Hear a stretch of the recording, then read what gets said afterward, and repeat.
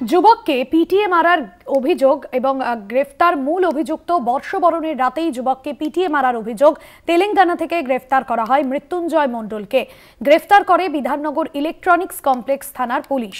যুবককে মারধরের অভিযোগ এবং সেই অভিযোগেই গ্রেফতার করা হয় মূল অভিযুক্তকে এবং তেলেঙ্গানা থেকে গ্রেফতার করা হয় মূল অভিযুক্ত মৃত্যুঞ্জয় মণ্ডলকে। গ্রেফতার করে বিধাননগর ইলেকট্রনিক্স কমপ্লেক্স থানার পুলিশ। তেলেঙ্গানা থেকেই মূল অভিযুক্তকে গ্রেফতার করা হয়। বর্ষবরণের রাতেই যুবককে পিটিয়ে মারার অভিযোগ সামনে আসছে। আপনাদের জানিয়ে রাখবো, বর্ষবরণের রাতে যুবককে পিটিয়ে মারার অভিযোগে গ্রেফতার করা হয়েছে মূল অভিযুক্তকে। তেলেঙ্গানা থেকে গ্রেফতার করা হয়েছে মৃত্যুঞ্জয় মণ্ডলকে। গ্রেফতার করেছে বিধাননগর ইলেকট্রনিক্স কমপ্লেক্স থানার পুলিশ। যুবককে পিটিয়ে মারার অভিযোগে গ্রেফতার মূল অভিযুক্ত। আপনাদের জানিয়ে রাখবো, বর্ষবরণের রাতে যুবককে পিটিয়ে মারার অভিযোগ। ইতিমধ্যেই মূল অভিযুক্তকে গ্রেফতার করেছে বিধাননগর ইলেকট্রনিক্স কমপ্লেক্স থানার পুলিশ।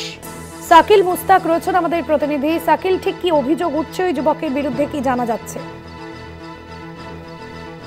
ছিল যে বর্ষবরণ রাতে কিন্তু যে বন্ধুকে বাড়ি থেকে ডেকে নিয়ে গিয়ে ফোন করে ডেকে নিয়ে যায় একদল যুবক।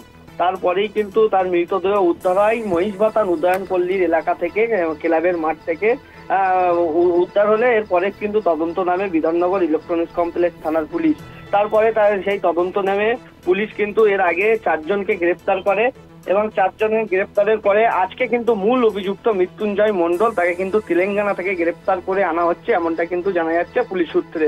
মূলত সেই বর্ষবরণের রাতে যে সুব্রত মাঝি নামে 26 বছরের যুবক, তিনি যখন বাড়ি রাত্রে মানে খাবার খাচ্ছিলেন, সেই সময় তাকে একদল যুবক বাড়ির থেকে ডেকে নিয়ে যায় এবং ডেকে নিয়ে গিয়ে তাকে পিটিয়ে মারার অভিযোগ তোলে তার পরিবারের লোকেরা। এবং তার পরিবারের অভিযোগের ভিত্তিতেই কিন্তু এই তদন্তের নামে পুলিশ তারপরে এই এখনো পর্যন্ত মোট 5 জনকে গ্রেফতার করেছে ইলেকট্রনিক্স থানার পুলিশ এবং গোটা ঘটনার তদন্ত করছে বিধাননগর ইলেকট্রনিক্স থানার পুলিশ। ধন্যবাদ তোমায়। শাকিল মুস্তাক ছিলেন আমাদের প্রতিনিধি ফোন লাইনে।